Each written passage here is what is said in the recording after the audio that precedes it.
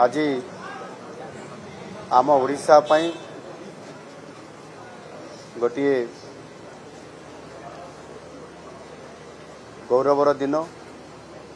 आज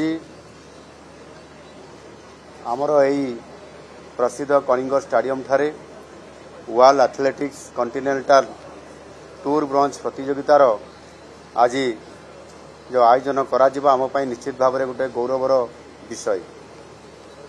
athletics federation of India एवं क्रीड़ा और युव सेवा विभाग मिलित आनुकूल्य यही प्रतियोगिता आयोजन करा जायछि। 15 रु अधिक देशरू प्रतिनिधित्व करुवा अनेक प्रतिभावान खिलाड़ी मानकु आज आमर ये कलिंग स्टाडियम रे समानकु तांकर प्रतिभा को प्रदर्शन हबार आज सुजोग मिलिला एवं समाने मध्य आज एठी सफलतापूर्वक अंशग्रहण करिसंती। निश्चित भाव में कलिंग स्टाडियम जेभली भाव में अतीत रे हॉकी पाई वर्ल्ड कप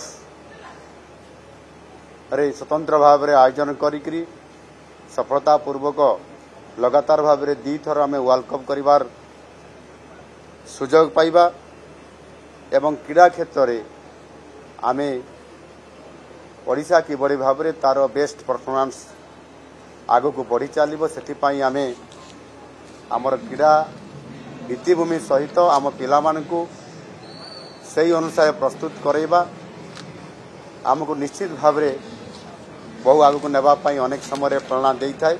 जहाँकि आज मध्य ये कॉन्टिनेंटल ये कंपटीशन रे स्वतंत्रता आमको देइछि एवं आम सम्मान को निश्चित भाव में विश्व दरबार को पहुंचाई पारिछि। सेथिपाई जो माने आमको सुजोग देइछन्ति समानकु मध्य अनेक अनेक शुभेच्छा एवं धन्यवाद दउछि। आज राज्य रे विशेष करिकी ग्रासरूट लेवल रे किभली भाव में आमर क्रीड़ा को आमे तार भित्तिभूमि क्षेत्र में अधिक सुदृढ़ कराजिबो सेथिपाई आम सरकार आसिला परे आमे ताकू गुरुत्व दउछु।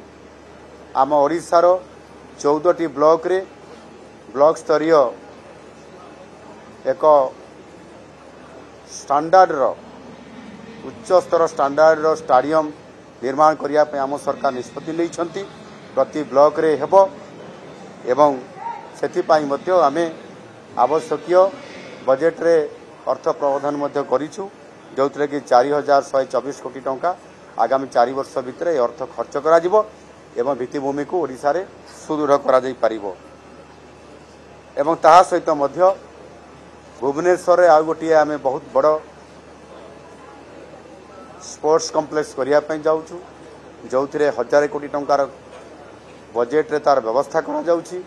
यह विश्व स्तरीय हबो एवं आम पिला माने प्रत्येक खेलर स्टैंडर्ड को उन्नत को आनिबा सहित सेमाने किभली भाव में विश्व स्तरीय स्तर रे खेल खेलिबार एवं कला कौशल समस्त प्रकार तांकु किभली भाव में प्रशिक्षण दिया जाई परिबो सेमानकु माने स्ट्रांग करा जिवो से दृष्टिकोण मध्य आम सरकार सेथिपाई विभिन्न योजना करुछंती। मु आशा करिबी निश्चित भाव में जो आज आकर्षित करी एभली एक कॉन्टिनेंटल स्तरीय ये जो आज ब्रोंज स्तर आज एठी एथलेटिक्स रो कंपटीशन हेछि। मु आशा करिबी निश्चित भाव में आमे आगामी दिन में ब्रोंज परे सिल्वर हवा कथा तापरे गोल्ड हवा कथा ता स्टैंडर्ड अनुसार मु आशा करिबी आमे आ सिल्वर को न जाई किबड़ी भाव में एकातरे गोल्ड एथलेटिक्स रो किबड़ी भाव में आमे ग्लोबल स्तर को जाइकरी आमे आम एठी आमे आयोजन करिवार सुजोग पाइबो। आ सेथिपाई निश्चित भाव में आम सरकार एथिपाई तार आवश्यकीय जो योग्यता हासिल करने कथा मु भावुची निश्चित भाव में आमको सुजोग मिलिबो एवं सुजोग मिलिले आमे विश्व स्तरीय एभली एक एथलेटिक चैंपियनशिप को ये कार्यक्रम को आमे सुजोग को आमे आम ओडिशा रे ए कलिंग स्टाडियम रे करिके देखेबू। आ सेथिपाई मु आशावादी अच्छी निश्चित भाव में ताहा आगामी दिन में सफल हो पारिबो।